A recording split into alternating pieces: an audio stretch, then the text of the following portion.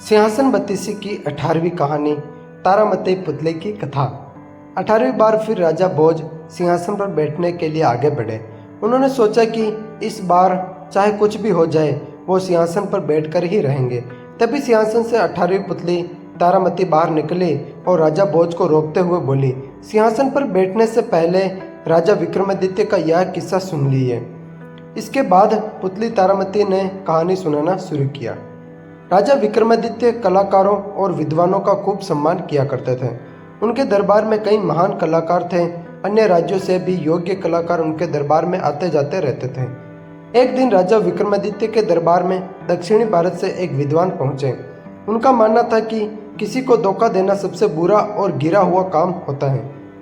अपनी बात सही साबित करने के लिए उस विद्वान ने राजा विक्रमादित्य को एक कहानी सुनाई।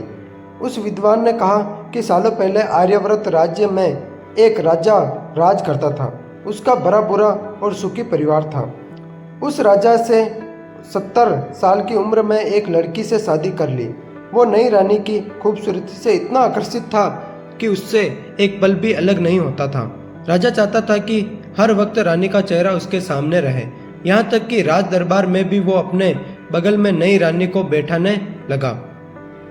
नई रानी को बगल में बैठा देख कई लोग राजा के पीठ पीछे उनका मजाक बनाने लगे। राजा के महामंत्री को इस बात का बहुत बुरा लगता है। एक दिन अकेले में महामंत्री ने राजा को इस बात की जानकारी दी। उसने राजा को कहा कि अगर वो हर पल रानी को अपने सामने देखना चाहते हैं तो उनकी एक सुंदर तस्वीर बनवाकर राज दरबार में सिंहासन के सामने लगवा ले। जैसे ही राज दरबार में राजा के अकेले बैठने की ही परंपरा सालों से चली आ रही थी, ऐसे में रानी को राज दरबार में ले जाना उन्हें शोभा नहीं देता है। महामंत्री राजा का खास था, इसीलिए राजा ने उसकी बात को गंभीरता से लेते हुए अच्छे चित्रकार से रानी की तस्वीर बनाने को कहा। चित्रकार ने भी राजा का आदेश मिलने के बाद जल्दी रानी की तस्वीर बनाई और उसे राज दरबार लेकर चला आया। राजा दरबार में जब लोगों ने रानी का चित्र की देखा तो हर कोई चित्रकार की तारीफ करने लगा। उस चित्रकार ने रानी की तस्वीर ऐसी बनाई थी कि वो तस्वीर एकदम असली लगती थी। राजा को भी रानी की तस्वीर बहुत पसंद आई थी। तस्वीर को निहारते हुए राजा की नज़र चित्र में रानी की जंघा पर गई। उस जगह पर चित्रकार ने एक तिल बनाया था। राजा को इस बात पर काफ़ी गुस्सा आया। उन्होंने लगा कि चित्रकार ने जांघों में तिल कैसे बना दिया। यह सोचकर राजा को बहुत गुस्सा आया और उसने चित्रकार से इसको लेकर सवाल पूछा। जवाब देते हुए चित्रकार ने कहा कि प्रकृति से उसे ऐसा गुण मिला है कि वो छिपी हुई बातें भी जान सकता है। इसी गुण की वजह से उसने यह तिल बनाया। साथ ही तिल से तस्वीर की सुंदरता भी बढ़ती है, इसीलिए उसने तिल बनाया है। राजा को उसकी बात पर भरोसा नहीं हुआ। उसने बिना देर किए जल्लादों को बुलाया और चित्रकार को जंगल ले जाकर मारने का आदेश दे दिया। साथ ही उसकी आंखें निकालकर राजमहल लाने को भी कहा। भले ही राजा को चित्रकार की बात पर भरोसा नहीं था, लेकिन महामंत्री को चित्रकार की विश्वास था। ऐसे में जंगल ले जाने के बाद मंत्री ने जल्लादों को धन का लालच देकर चित्रकार को रिहा करवा दिया। साथ ही उन्हें यह सुझाव दिया कि सबूत के तौर पर वो किसी हिरण की आंखें ले जाकर राजा को दे दे। इसी बीच महामंत्री चित्रकार को अपने घर ले आया और वो रूप बदलकर महामंत्री के घर में रहने लगा।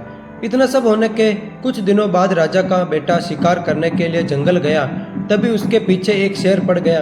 राजकुमार अपनी जान बचाने के लिए एक पेड़ पर जा चढ़ा। पेड़ पर वह बैठा ही था कि उसकी नज़र वहाँ पहले से ही बैठे भालू पर पड़ी। राजकुमार और डर गया। उसको डरा हुआ देखकर भालू ने कहा, तुम डरो मत, मैं भी तुम्हारी तरह ही पेड़ पर शेर को देखकर चढ़ा हूँ। इसी बीच भूखा शेर उसी पेड़ के नीचे उन दोनों पर नजरें जमाकर बैठ गया।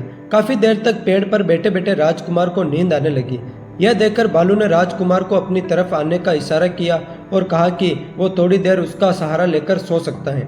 भालू ने राजकुमार से कहा कि जब तक तुम सोओगे मैं तुम्हारी रखवाली करूंगा, फिर तुम जागने के बाद मेरी रखवाली करना और मैं सो जाऊंगा।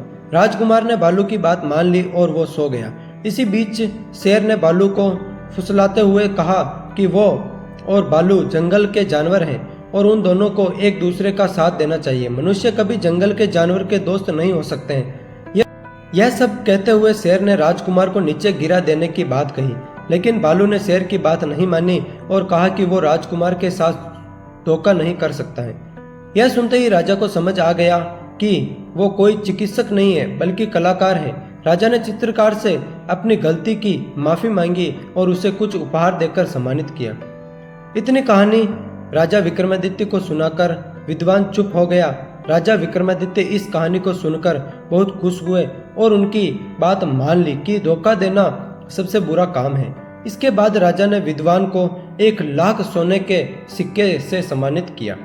इतना कहते ही 18वीं पुतली तारामती ने कहा कि अगर तुम में भी दूसरों की बातों से सहमत होने और दूसरों की बातों का सम्मान करने का गुण है तो तुम इस सिंहासन पर बैठ सकते हो।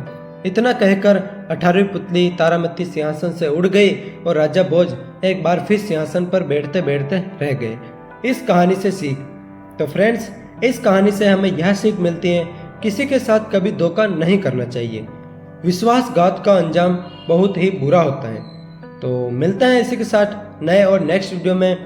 तो अगर वीडियो अच्छा लगा हो तो लाइक, कमेंट, शेयर कर देना और साथ के साथ चैनल को भी सब्सक्राइब कर देना ताकि हमारे द्वारा जो भी नए वीडियो का नोटिफिकेशन हो वो आप तक पहुंच सके।